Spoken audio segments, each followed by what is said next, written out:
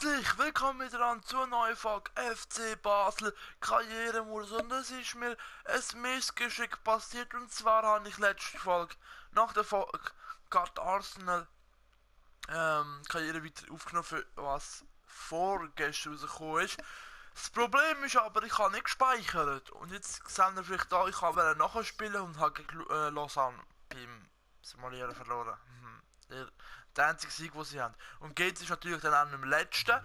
Und Nyang haben wir, vielleicht von der letzten Folge gewusst, aber das Behinderte, was jetzt halt passiert ist, es ist eine Aufgabe vom Vorstand gewesen, verpflichten einen wichtigen Spieler für die erste Mannschaft. Das habe ich eigentlich gemacht. Aber es zeigt es mir nicht an, weil es jetzt letztes Mal hat es den Young als Mittelfeld angenommen, als Stürmer angenommen, und jetzt nimmt es als Mittelfeldspieler an. Ich weiß nicht wieso auch, obwohl er blau ist, also blau heißt der Stürmer, und er hat, glaube ich, auch an der 20 Millionen gewinnen, Ligameister wäre gut, das ist gleich, das auch, und das ist wahrscheinlich neu, dass man aus so 3 Millionen aus Verkauf von Nachwuchsspielern will. Das ist auch ein Play. Ganz komisch. Das Problem ist, wir haben jetzt 9 Millionen und 5000 Kalt, das heißt eigentlich viel zu wenig. Ich werde wahrscheinlich die Finanzspritze jetzt müssen nehmen. Nehme ich wahrscheinlich auch. Das Problem ist jetzt halt, wir brauchen einen Stürmer, und Young wird in dem Fall auf der Seite ausgesetzt. Das Einzige, was ich machen kann, wäre eine Dreierkette. Das heisst, dass ich mir vorne mit... Nicht offensiv, da. Ah, der halten, das ist besser. Das heisst, dass ich Schaka da auf rechts kann setzen, der Bjarnason, Boetius, Dumbia und den Young. So, dass ich so spiele. Wobei eben, wir hätten Sporar und Janko, das heißt, wir hätten 3 Stürmer. Also, was machen wir natürlich jetzt? Jetzt ist mir etwas ins Büro gekommen, was natürlich interessant wäre. Und zwar ein Verkauf von Marc Janko. Klar, Marc Janko ist ein guter Spieler, wobei eben, wir brauchen Platz für den Stürmer jetzt. Klar, scheiße ist es. Ich biete jetzt 3,5 Millionen, ein bisschen mehr als Karl. Mit den 3,5 Millionen müssen wir uns dann einen guten Stürmer holen, der wichtig ist für die erste Mannschaft. Das heißt, er müsste Dumbia und den Sporar ersetzen. In dem Sinn, dass er in die Startelf muss spielen. Und wir einen findet, das sehen wir jetzt. So, und da haben wir schon mal 3, die interessant wären. So Kaspar Dolberg vom Ajax Amsterdam mit einem Potenzial von 84, 85 sogar. André Silva vom FC Porto und Angel Correa. Andere Spieler, die jetzt im Moment kein Angebot bekommen haben, wieso auch immer, habe ich da in der Wunschliste. Neben die man jetzt nicht kennt, habe ich noch Antonio Sanabria, Anders Silva, Dirac Origi, Timo Werner, hast du genannt zu RB, aber sonst brutal schnell, auch gut. Dann haben wir Ionacho und Rashford, die würde ich aber beide auslehnen. Und Piaggi wäre auch zum Auslehnen, aber ist auch kein Stürmer. Ich hoffe, es klappt dann einfach mit dieser scheiß Zielerreichung. Und dann bekommen wir unsere Trainerwertung auch 6 Nachrichten. 8 sogar. Okay, also, Konate und Rossetti, der Abschlussbericht 74er und 67er, das kann ich auch vergessen. Er muss ja wichtig sein. Watschlig will spielen. So, Sanabria, kein Interesse. Origi 20 Millionen. Timo Werner, kein Interesse. 17 Millionen, 16 Millionen, 3,8, 10 und 26. Ich denke, wir werden die alle mal anschauen. Es sind im Moment alle, die im Bericht inne sind. Das heißt, sie schauen jetzt, ob sie überhaupt, also was im Bericht inne sind. Ich meine natürlich, wo jetzt da noch gescoutet werden. Also da ist der Sanabria nicht drin. Also da ist der andere Silver drin. Und Jose Gomez, was interessant wäre. Da müssen Konate drin sein. Dann da der Sanabria, der Benrada und Kolumbien haben wir auch noch drin. So, und auf der Wunschliste müssen wir natürlich jetzt noch Scout-Aufträge machen. So, und ich würde sagen, gehen wir direkt ist Spiel Basel gegen Luzern. Lugano führt den Ball im Moment als einziger, wo alle 3 Spiele gewonnen hat. Und der Rest sind recht nah zusammen mit einer 6, 3 oder 0 Punkte. Zusammen nochmal die Tabelle. Also Luzern hat erst ein Spiel gewonnen, wahrscheinlich gegen Thun oder St. Gallen. Wir 2 sind Vierte, glaube ich. Aber wir können heute sicher mal einen Schritt richtig vorne machen. Wir haben das 4-3-3-System mit Hög und Balanta im Innenfeld. Also sehen wir es, Hög und Balanta. Dann spielt Riveros statt der Gaber und dann Xhaka, Franz und der Galo im Dreier-Mittelfeld. Und in den 3-3 schneller mit Boetius, Doumbia und Yang so, wenn wir hinter die Verteidigung vom FC Luzern kommt. Ich würde sagen, los geht's. Ich zeige euch wieder die Highlights.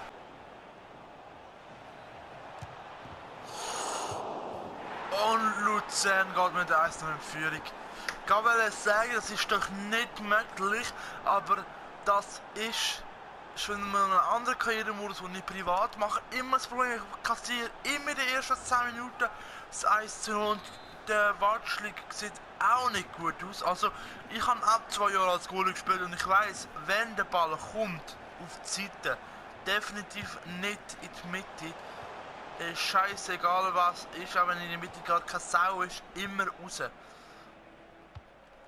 Also dem ja. 1:0 Luzern, wir müssen dem Rückstand hinten nachher säckeln jetzt.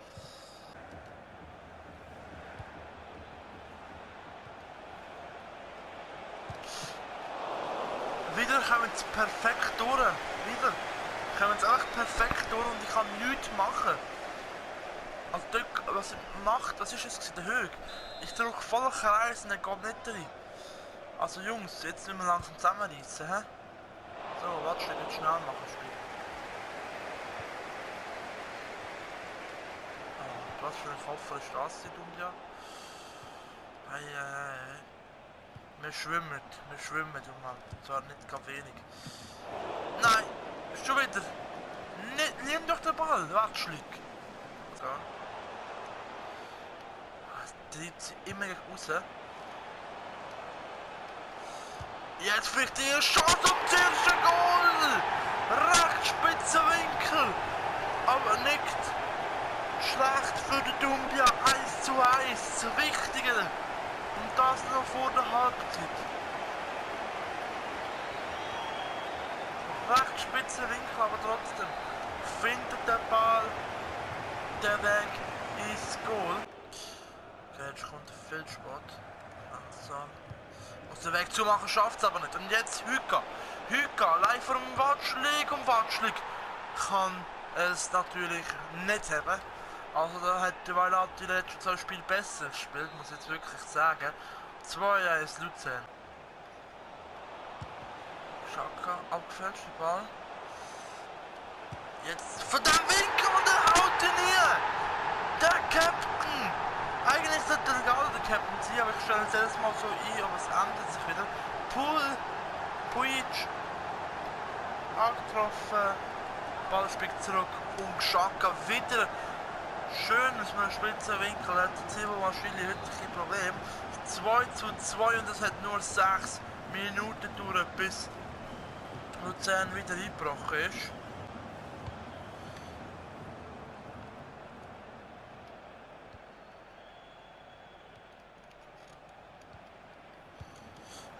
Oh, jetzt Luzern. Es ist schon offene Schlagabtausch. Und Watschlik. Was macht der Watschlik dort? Ich weiß ja echt nicht. Klar ist dort der Fehler vom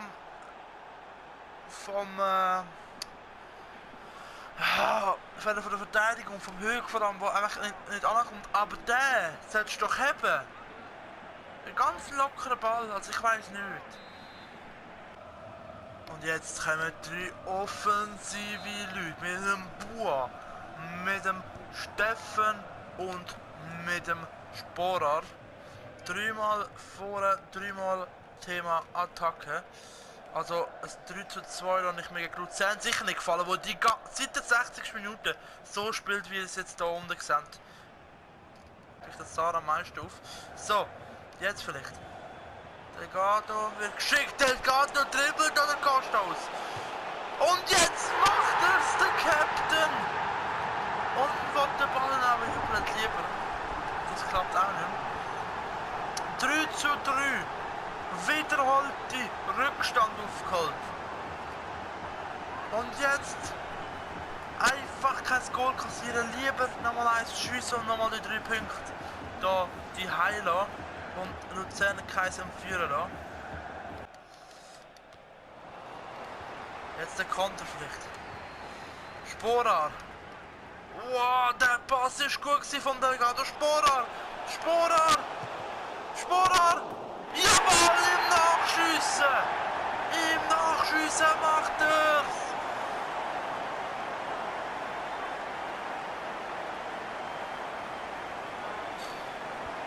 Im Nachschiessen macht er's. Das 4:3.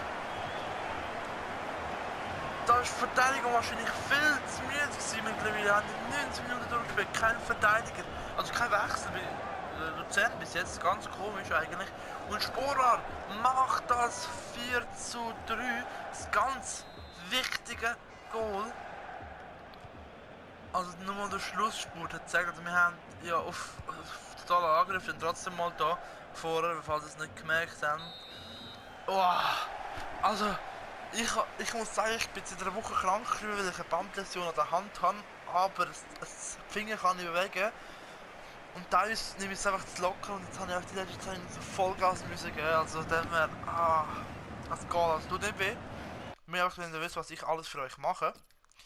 Hui, 11 Schüsse, 9 aufs Goal. Jo, IB gönnt 3:0 gegen St. Gallen und Lugano muss noch gegen Thun spielen.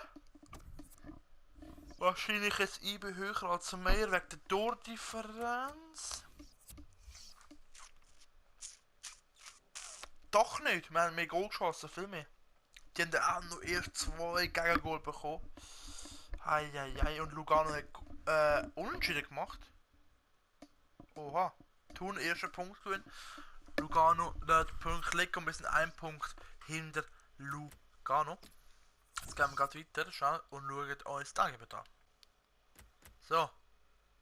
Janko geht eventuell zu Nancy, das wissen wir aber noch nicht. Jan Stöckli hat nichts mehr in der Schweiz gefunden, geht jetzt aufs Deutsche. Das Deutsch müsste ja kein Problem sein. Wir tun unsere Leute motivieren, natürlich gegen Sion. Watschlik, ja, natürlich. Ja. Ich weiß nicht, was ich sagen sollte. Training machen wir auch noch schnell. Marteo Sporer leider gönnt da keinen Punkt.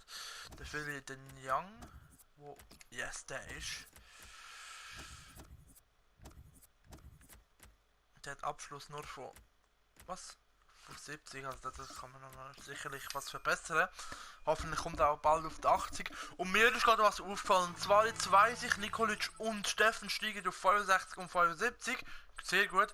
Mir ist gerade was aufgefallen. Ich habe im Vertrag keine Angabe gemacht bei der Rolle beim Young. Und deshalb wird wahrscheinlich das auch nicht abgehökelt da. Naja, jetzt müssen wir einfach einen Stürmer haben. Und das wissen wir in den nächsten paar Tagen. André Silva und Porto hätten das 10 Millionen Angebot von mir angenommen. Das ist wichtig für die erste Mannschaft.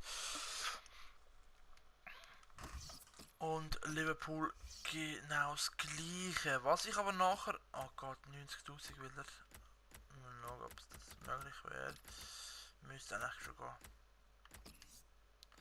Genau, automatisch auf 90'000 wird gehen, müsste gehen. Was ich jetzt mal versuchen werde, ist den Vertrag vom Young nochmal zu verlängern um 1 Jahr. Das müsste eigentlich schon länger. Und dann,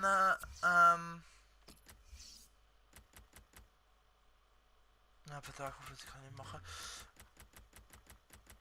Ja, es ist halt schon blöd jetzt. Das langt natürlich auch nicht, das wird dann verlängern. So. Gegen Sion. Ui. Also alle akzeptieren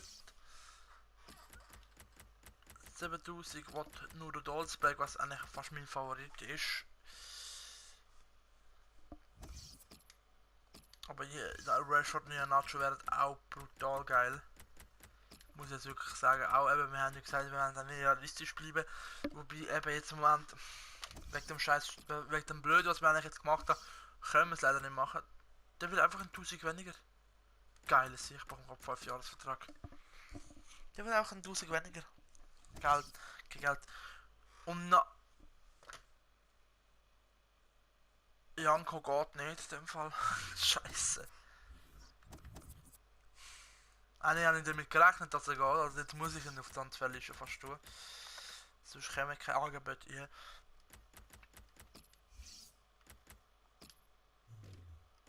Vertrag auflösen will ich auch nicht, als dem wir.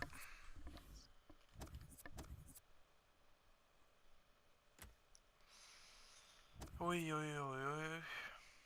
Ich denke, das zweite Spiel werden wir mal wieder simulieren. Hoffentlich können wir. Ich habe auch ein bisschen Angst vor dem Simulieren mittlerweile.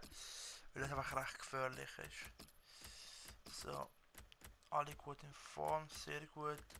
Schauen wir mal, ob da vielleicht wieder mal jemand kommen will. Anscheinend nicht. So, dann lassen wir es mal so und gehen die Spiele gegen Sion. Und beenden nachher die Folge mit dem Stürmen, wo wir holen werden. Also, ein bisschen scheiße gelaufen, die Folge, wirklich. Aber, wenn wir schauen, die haben gegen Vaduz unentschieden gespielt, Lausanne Sport gewonnen. Mit Fickencher, Ndoye, Bokam, Weng und Konate, was 1-0 macht. Konate haben ihn eigentlich auch holen. Wäre eigentlich auch fast gut gewesen. Du machst das 1:1 und das 2:2 machen wir am Schluss. Konate mit dem Doppelpack. Konate wäre halt auch gut, aber da schwächen wir unsere Kollegen auch noch. Jetzt haben wir 3 Punkte hinter den Konate mit 3 Goal. Jetzt ist natürlich mit einem aufgeholt. Jetzt gehen wir mal ins Büro. Giovanni Simeone. Berliner 60er, nicht gut. Schade, dass ich jetzt wirklich Gabriel will ich gerade holen. Wir haben 10 Millionen, nein, wir haben 10 Millionen ja geboten für den anderen Silva, also der glaubt nicht, dass der für, also sie haben ja für euch schon akzeptiert. Und Zufi will spielen, ja Zufi, wenn du nicht schlecht in Form wärst, würdest du die ganze Zeit spielen. Jetzt schauen wir schon, ich gebe mir jetzt mal Konate ein, machen wir ein Angebot und mal schauen, ob wir ihn eventuell bekommen.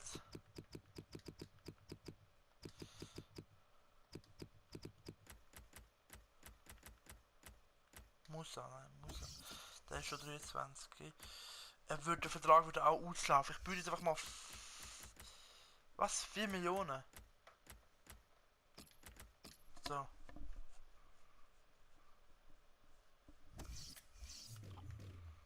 So, jetzt hoffen wir mal, es kommt. Sie nimmt einfach schnell an, aber so wichtig, kennt ist nicht recht geldgierig. Schon der letzte Karrieremodus immer. So. André Silva hätte akzeptiert. Bellotti würde jetzt auch endlich mal akzeptieren. Der ist ja der, wo man eigentlich auch holen. Dann. Ja, Bellotti wäre halt auch interessant, weil er auch 80 Potenzial hat. Wobei André Silva auch. Korea hat jetzt auch akzeptiert. Und der will auch weniger leck. Ja, das ist auch neu. Der hat die 79, der kurz vor der 80 mit 21.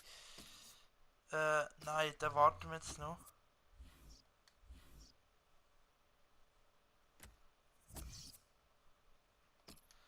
Also, oh gut, Origi in dem Fall, okay. Dolzberg auch. Lassen wir halt. Und jetzt. Iheanacho, André Silva. Habe ich jetzt Korea gelöscht? Hoffentlich nicht. 67,5. Ja gut, dann nehmen wir Konate wirklich. Also, so viel dran. Jetzt muss ich ja schauen, habe ich jetzt den gelöscht? Korea wäre nicht der, wo meiner Meinung nach am interessantesten für mich oder uns wäre. Also da. Spieler wartet. Auf was?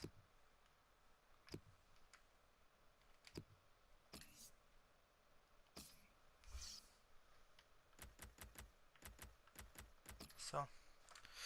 Ich lasse ihn noch einen Tag spuren, hoffentlich, dass ich Korea auch akzeptieren wird. Ich könnte mal schauen, was die sagen. So, er akzeptiert, glaube ich schon. Nein. Janko angebaut, also den nehme ich jetzt einfach an. Der ist auch unglücklich, also den wir... Ist mir egal. Wir werden alles Preisverlängerungen machen und auch natürlich nochmal schauen wegen, dass wir unsere Junioren ein bisschen gut pushen können.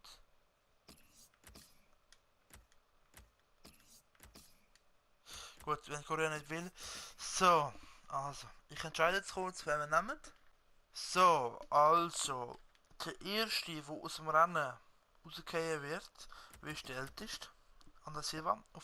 Der ist der günstigste eigentlich, aber er hat nur 86 Potenzial. Dann haben wir Iheanacho oder Rashford. Mir ist eigentlich Iheanacho fast ein bisschen sympathischer, weil er weniger Geld hat wollen. Wobei beide gleich teuer und gleich viel Geld wären. Deshalb entscheidet Stärke, das ist im Moment auch gleich. Wobei Rashford hat einen Potenzial von 89 und Iheanacho von 88 und deshalb ich ihn auch ablehne dafür. Der Rashford zu uns wird stoßen 18, also so eine kleine, würde ich mal sagen, so einen kleinen Embolo-Ersatz, würde ich jetzt mal meinen, und das wird hoffentlich so sein und wir werden jetzt nochmal Spiel spielen und das gegen GC. Und da sehen wir es kurz, jetzt ist es abgehakt worden, hat schon 10 Minuten, also schon 40% vom Ticket Eintrag gemacht. Ja, und das haben wir auch, Finanzen haben wir auch ganz kurz fast geschafft. Also hätten wir es beendet, Saison mit dem, okay. Und jetzt haben wir die Junioren einsammeln, jetzt haben wir noch 30 Millionen. Und das will ich so, dass ich natürlich den Jugendstab da mal ein bisschen auffüllen mit einem guten Ding. Da könnt ihr jetzt live ein bisschen, wir haben da Pascal Pfister, wie Möbelpfister.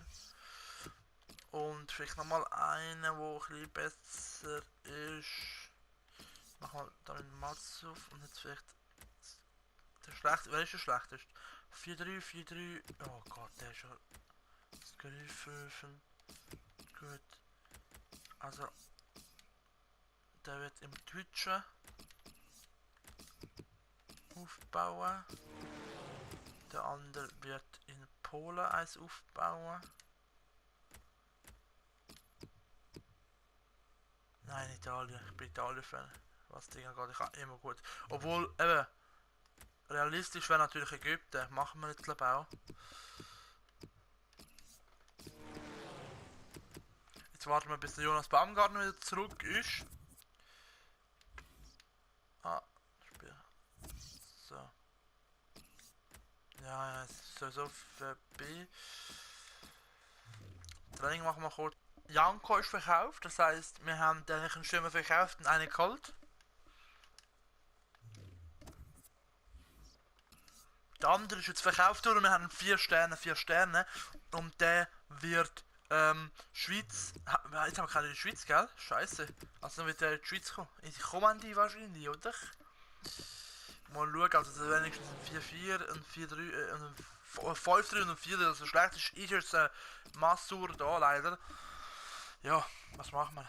Egal. Jetzt tue ich glaube den Vertrag ein bisschen verlängern und dann geht es ins Spiel gegen GC. So, Basel empfängt also GC im eigenen Stadion St. Jakob Park.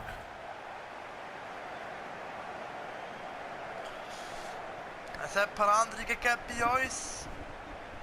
Dritte gegen vierte sogar, also das Duell, fast das Duell von vor. Also wer da gewinnt, wird wahrscheinlich dranbleiben an der Gruppe oder vorderen Platz. Das hoffen natürlich beide Mannschaften. Rashford für 15 Millionen gekommen, spielt heute, gerade mal von Anfang an, ist im Fall mittlerweile fast gleich stark wie der Dumbi. Ja, das hat mich jetzt vorher auch noch recht verwundert. Hat es 76 Rating und der Dumbi natürlich ist 79. Da sehen wir nochmal Watschlik, lang, hoch, Balanta Riveros, nach starker Partie von letztes Mal mit dem Xhaka. Zuffi kehrt mal wieder zurück und versucht sein Glück. Boetius und natürlich auch der Delgado.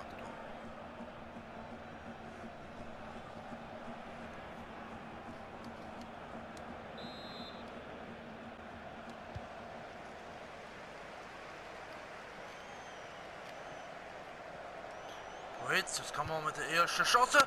Rashford! Erste Minute, dass ich habe, wie gesagt, ich habe letztes Mal die Probleme gehabt, dass wir in einer privaten Karriere, die ich noch mit Schalke mache, immer schnell in Rückstand geraten. Und da führen wir nach mal 3 Minuten. Oh ja, und der Gado geht da mal richtig in die Fresse. Hei, stark gemacht.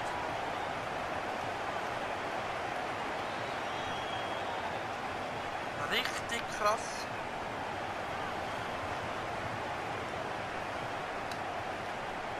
Die ersten 5 Minuten gehören jetzt noch, sagen wir mal, uns. Wir führen mit 1:0. Und jetzt wird auch endlich gewechselt. Ich habe echt lange warten. Steffen, Bua und Gaber kommen die für ein Jahr lang. Und der Gado Bua habt ihr euch gewünscht, dass der wieder eingesetzt wird. Er hat recht lange nicht gespielt. Jetzt geht's Ecke, da. Ecke. Ja genau, und dann mal. Jetzt geht's Goal. Jetzt sind wir schauen, wenn jetzt Goal geht, dann fliegt der Controller. Dann fliegt. Das ist FIFA. Du kannst 90 Minuten dominieren und dann schießt GC genau und dann ist Goal. Ah, Jesus Gott. 13 Schüsse und GC hat 2 und macht es 1:1. Lugano spielt gegen Vaduz. Und wir verlieren langsam den Anschluss.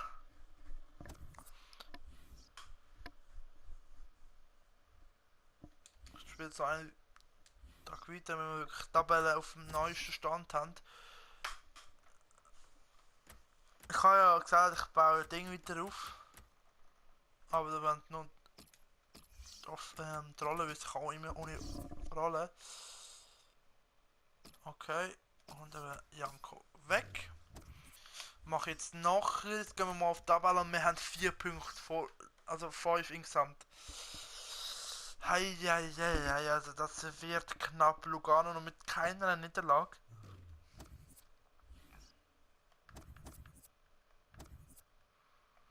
Nächste Woche geht es 4 weiter. Dann spielen wir eben gegen Lugano. Okay, Lugano, St. Gallen, Arsenal, IB, das sind unsere nächste Station für die nächste Folge. Ich hoffe, es hat euch gefallen. Wir sehen uns nächste Woche wieder. Am Freitag geht's los mit Food Season. Freut euch drauf. Bis dann und ciao zusammen.